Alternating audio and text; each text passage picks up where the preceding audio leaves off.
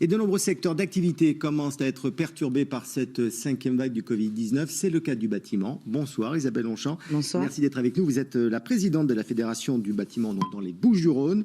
J'imagine que ce rebond épidémique est un sujet d'inquiétude dans votre secteur. Comment se portent vos entreprises ? Écoutez, oui, c'est un sujet d'inquiétude parce que, évidemment, on est comme tous les autres secteurs d'activité, c'est-à-dire qu'on va avoir de l'absentéisme, sachant que nous, même pour les cas où il n'y a pas de symptômes, ils peuvent quand même pas venir travailler puisqu'on ne fait pas de télétravail. Donc effectivement, on a une crainte, et ça commence déjà depuis le début de l'année, d'une désorganisation de nos entreprises de manière importante. Alors le secteur a dû s'adapter face à cette cinquième vague du Covid. J'aimerais que l'on écoute David de Brametz, délégué régional du syndicat FO pour le bâtiment, et vous réagissez juste après. Quelles sont les contraintes sanitaires pour le secteur ? Ça prend énormément de temps pour mettre en place tous les dispositifs de sécurité pour les gestes barrières. Ça a un impact financier aussi parce que du coup, les fourgons qu'on prend le matin pour aller travailler, il faut qu'on les double parce qu'on ne peut plus mettre autant de personnes à l'intérieur. C'est-à-dire que le fourgon dans lequel on mettait 5 personnes, aujourd'hui, c'est une personne devant, 2 derrière et espacées. Est-ce qu'il y a des risques de retard sur les chantiers ? Si demain nous avons une équipe, étant donné qu'on travaille par équipe justement, si la personne s'en aperçoit une fois qu'elle est venue travailler et puis qu'on se retrouve avec toute l'équipe en cas contact, ça peut avoir des conséquences sur les chantiers. Nous avons eu de la chance ou peut-être qu'on a été bon. Pour l'instant, dans l'entreprise, des contaminations, on n'en a pas eu.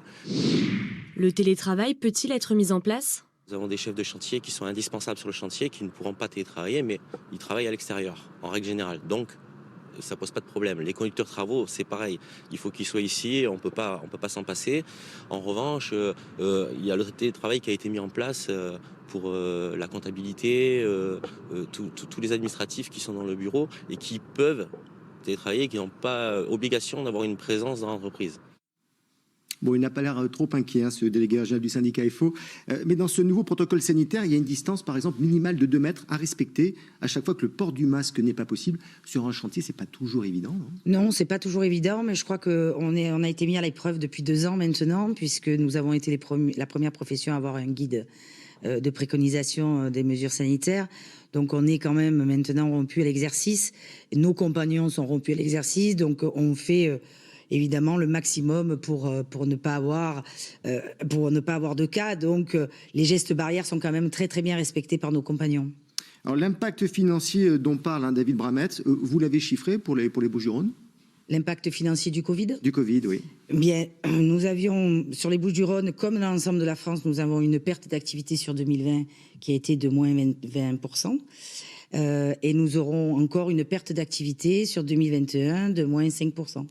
Donc en fait, on a non seulement une perte d'activité, ça c'est en termes de chiffre d'affaires, mais nous avons aussi des marges très diminuées par un peu d'absentéisme, problème de recrutement et vous le savez, l'augmentation des matériaux de manière exponentielle et de la pénurie dans certains cas. Oui, parce que justement, il y a des retards générés, des retards de livraison générés par la crise du Covid. Oui. Vous manquez quoi ? D'aluminium, de bois On manque de bois, d'aluminium. De temps en temps, on manque de PVC. Enfin, ça dépend des périodes. Là, on nous annonce pénurie de tuiles. Voilà. Donc, en fait, on fait le yo-yo en fonction des stocks et c'est surtout, on a des augmentations qui sont de l'ordre de 80% en moyenne, 100% sur le bois, 70% sur l'acier. Donc, on a du mal à absorber ces augmentations de matières premières.